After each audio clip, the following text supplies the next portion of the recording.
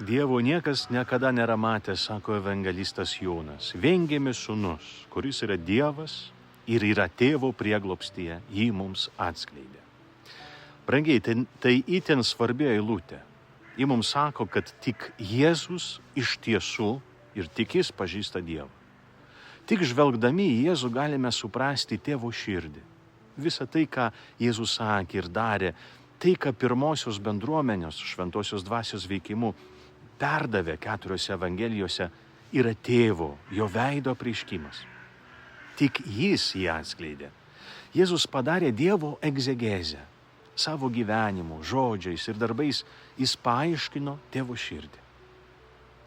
Kiek kartų, brangiai, dėja mums buvo pasakojamos nesąmonės apie Dievą. Kiek klaidingų dalykų iškreipė Dievo veidą, mūsų namuose, nuo bažnyčios sakyklų. Ir kiek melų apie Dievą sakoma dar ir šiandien. Dažnai mes projektuojame jį į savo pačių blogį. Dievą, kuris baudžia, Dievas, kuris nėra šalia, Dievą, kurį reikia įkalbėti begalinėms litanijomis, kad jis mūsų išklausytų. Pažvelkite, kaip tokie klaidingi Dievo vaizdiniai atvedė prie iškrypusių dvasingumų. Pavyzdžiui, jei sukalbėsi 100 maldų, Dievas tave tikrai išklausys. Jei 7 dienas skaitysi šią maldą, būsi išgirstas. Kartais gauname SMS žinutėmis tokias žinias ir pakvietimus.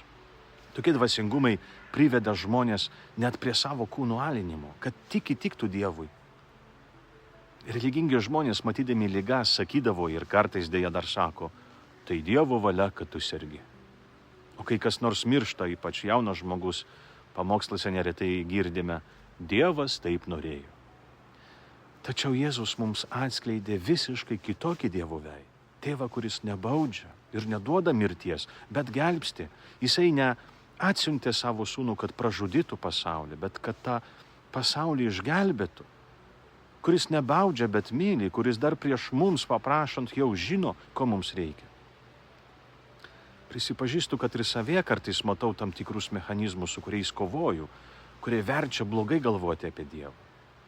Jo nepasitikėti, bijoti jo valios. Dažnai mums atrodo, kad Dievo valia yra tai, kas mums nepatinka. Kiek žmonių nebesugeba sugrįžti į bažnyčią, nes iš jos pasitraukė, pagaliau išsilaisvino nuo tironiško Dievo vaizdinio. Ir kiek tikinčiųjų negali visiškai jam atsiduoti, gyventi su juo, nes bijo Dievo. Kiek dažnai galbūt mums vaikystėje buvo sakoma, kad Dievas myli tam duoda kryžių. Nesuprantant, kas iš tikrųjų yra kryžius, tai tikrai negyvenime neišvengiamos nelaimės. Žvelkite į Jėzų, kad pažintumėte Dievą. Skaitykite Evangelijas, kad įsimylėtumėte Dievą, kad jam pasitikėtumėte savo gyvenimą. Medituokite Evangelijas, mokykitės iš Jėzaus, žiūrėkite į jį, kad atrastumėte tėvo grožį ir unikalumą. Tai paslėptas lobis.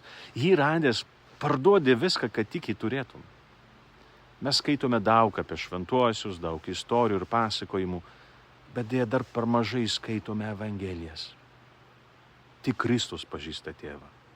Tik jis jį galutinai atskleidė. Neieškokime vien jausmų ar ypatingų patirčių, kartais skaitydami visokias istorijas. Pavyzdžiui, vienas sako, buvęs komoje ir matęs dangų, kitas pasakoja apie regėjimus. Tai gražios patirtis, bet žmogiškos, ribotos, filtruotos.